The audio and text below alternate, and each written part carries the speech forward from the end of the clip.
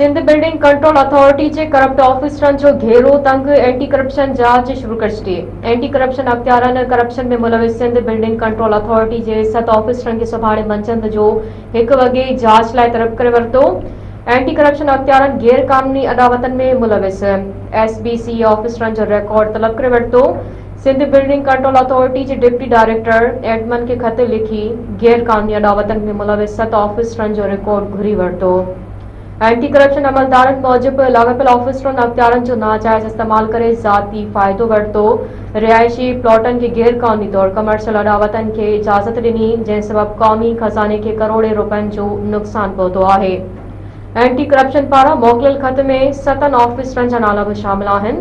Anti corruption letter में deputy director एहसान Idris, deputy director Waseem राजा, assistant director वकार हाशमी ऐं मुबशर खानज़ादा जा नाम शामिल आहिनि। गैर कानूनी अदावतनि में मुलविस assistant director Asad Khan, building inspector Sheharyar Malik ऐं फरहान अयूब खे एंटी करप्शन अख़्तियारनि इंक्वायरी लाइ तलब करे वरितो। एंटी करप्शन करप्शन में मुलविस सिंध बिल्डिंग कंट्रोल अथॉरिटी जे 7 ऑफिसरनि खे सुभाणे मंझंदि जो 1 वॻे जांच लाइ तलब करे वरितो।